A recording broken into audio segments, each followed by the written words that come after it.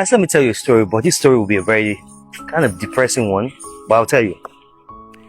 On the 4th of January 2015, that's when I met my now ex-wife.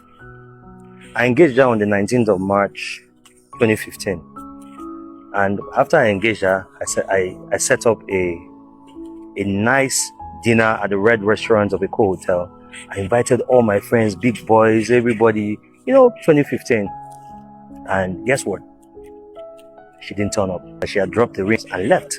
I was so embarrassed because it was a big thing on social media. Everybody was talking about it. Have you ever cried to a point where you get to a certain level that you cannot cry again? That's where I was.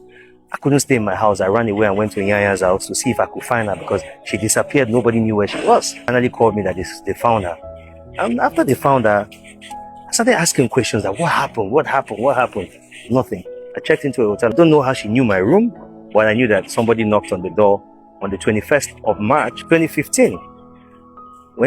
And I opened the door, she was the one. And I said, why did you do this? She said, she just had a cold feet. So I asked, they said, sometimes people, when they are engaged, sometimes they feel like you are ready for something, but when it finally happens and you now find out that you're not ready for it, next step, let's start planning for the wedding. We flew to London.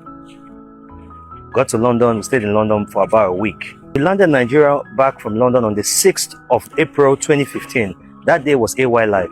We dressed up, we went up for AY Life. It was beautiful, everything nice. I'm telling you this story to tell you things that have happened in my life that I have survived and I feel like, kind of almost broke me. And after AY Life, the next day, I just entered the room to see that she had dropped the ring on the bed and she had left. That was another roller coaster. So she got back sometime in June and said right now she was ready to get married. So I told her, I said, okay, fine. You start planning the wedding. She planned the wedding and we got married. Unfortunately, and we went our separate ways. But I'll tell you something. We didn't go on social media to fight ourselves. We didn't kill anybody. We didn't, we became good friends. Sometimes she's angry with me. Sometimes I'm angry with her. We have people in between, who come and talk to us and say, you know what, you guys are cool. You've always been cool. Keep it moving. And we try to, live a good life for our son. I went through some crazy, depressing positions. I remember one time I bought a red CLA and I drove that car to Third Mainland Bridge to go and commit suicide. The only luck I had was my cousin, my brother Omini Stitches, that came to save me. Several times I tried to commit suicide, Omini saved me.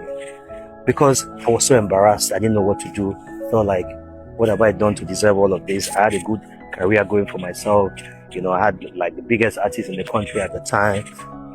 Everything was fine. So I just felt like it was a time for me to settle down. So sometimes I always feel like this relationship did not work because it was just meant to be that way. Because tell me, till today, I can't even really explain exactly what transpired.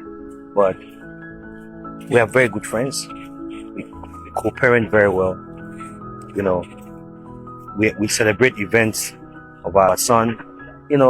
So sometimes I always believe that regardless of all the pain, I believe that the best result that I got from that was my son. And she's still doing very well. Any opportunity I ever have to support her, I always do it to the fullest. And I pray that she continue doing well. But this is a lesson I want you to learn from this is I don't want you to think that when something happens sometimes with a human being, you have to hate the human being. No, that's not the case. If something happens between you and somebody, sometimes it's just an opportunity for you to learn from the process, learn from every other thing, and keep it moving. If you're watching this, and if you're going through something, let me tell you something. Whatever happens to your marriage or your relationship or whatsoever, it's not the end of life. Sometimes it's an opportunity for you to learn a lesson and learn from things around you and keep it moving. I'll see you on the next episode. Stay blessed.